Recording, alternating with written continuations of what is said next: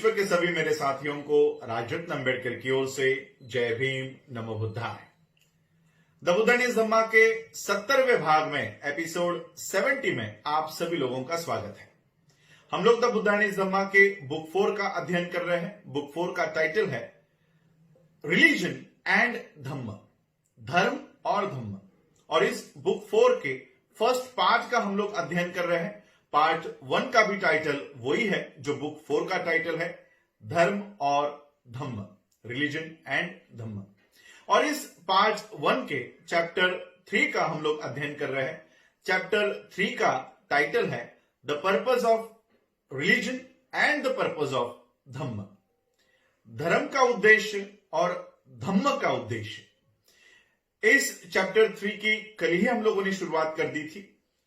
यह चैप्टर 3 2 भागों में विभाजित है।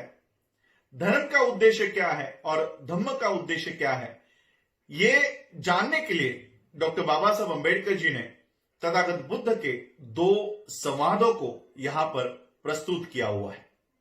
और इसलिए डॉक्टर बाबा साहब अम्बेडकर कहते हैं कि धर्म का उद्देश्य और धम्म का उद्देश्य जानने के लिए तथागत बुद्ध के ये जो 2 संवाद है वो जानने महत्वपूर्ण है।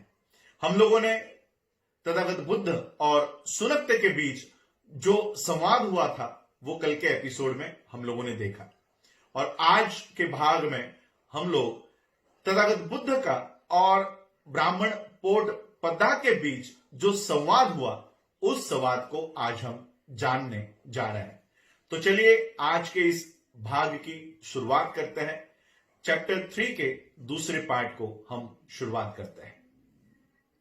डॉक्टर बाबा साहब अम्बेडकर लिखते हैं, धर्म और धम्म के बीच जो दूसरे अंतर है, जो दूसरी भिन्नताएं हैं, वो तथागत बुद्ध और ब्राह्मण पोट पद्दा के बीच ये जो संवाद हुआ है उससे स्पष्ट हो जाएगा।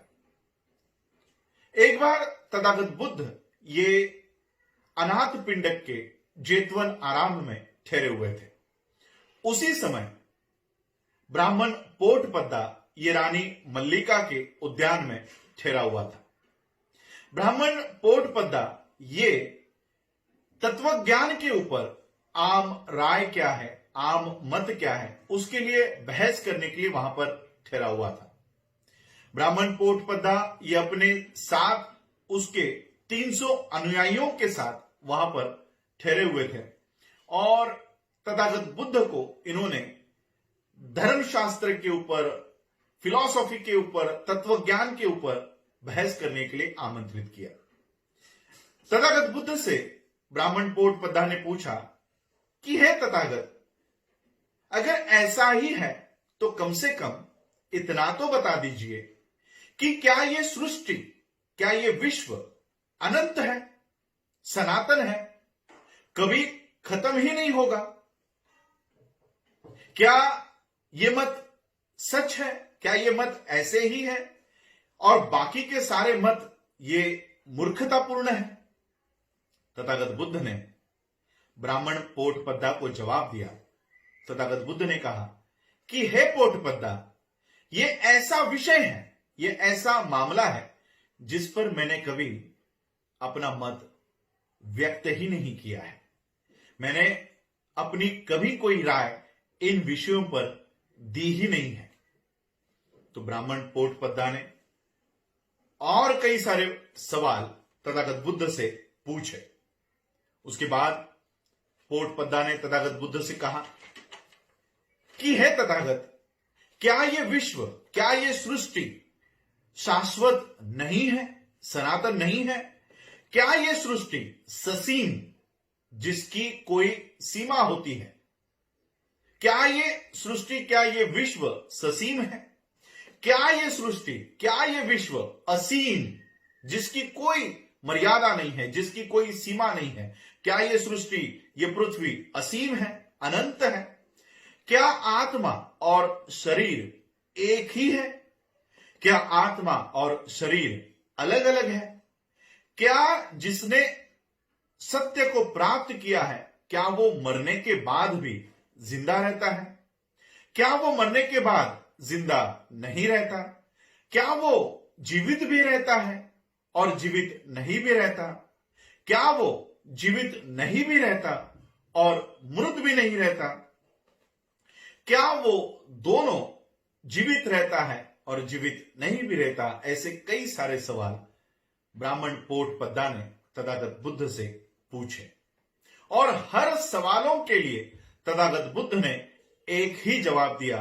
तथागत बुद्ध ने कहा कि हे पोटपद्दा, ये ऐसे विषय है, ये ऐसे मामले हैं जिस पर मैंने कभी कोई मत, कभी कोई राय व्यक्त नहीं की है।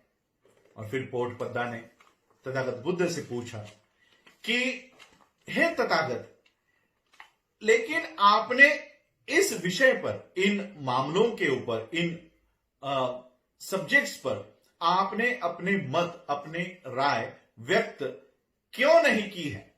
तथागत बुद्ध ने जवाब दिया कि हे पोटपद्दा, ये ऐसे विषय हैं, इन विषयों का जवाब देने से किसी इंसान का कोई फायदा नहीं है, कोई लाभ किसी इंसान को नहीं है। ये धम्म से भी संबंधित नहीं है, नहीं ये अच्छे आचरण के तत्वों में सहायक है, नहीं ये वासना से अनासक्ति में सहायक है, न तो ये वासना से शुद्धता में सहायक है, न तो ये मन की शांति के लिए सहायक है, न तो ये मन के स्थिरता के लिए सहायक है, न तो ये वास्तविक ज्ञान के लिए सहायक है, न तो ये उच्चतम पथ के अंतर्दृष्टि में सहायक है, और न तो ये निब्बान के लिए सहायक है। इसी वजह से हे पोटपद्दा, मैंने कभी अपने मत इन विषयों के ऊपर व्यक्त नहीं की है। ब्राह्मण पोटपद्दा ने फिर तथागत बुद्ध को सवाल किया, तो फिर वो क्या है जिसके लिए तथागत बुद्ध दृढ़ संकल्पित है? तथागत बुद्ध ने जवाब दिया, हे पोटपद्दा, मैंने दुख क्या है इसकी व्याख्या की है। मैंने दुख का स्तोत्र क्या है, दुख का मूल क्या है, दुख के कारण क्या है, इसकी व्याख्या मैंने की है। दुख का निरोध कैसे किया जाता है, दुख का अंत कैसे किया जाता है, इसकी व्याख्या मैंने की है। दुख निवारण का मार्ग क्या है, दुख निवारण का तरीका क्या है, इसकी व्याख्या मैंने की है।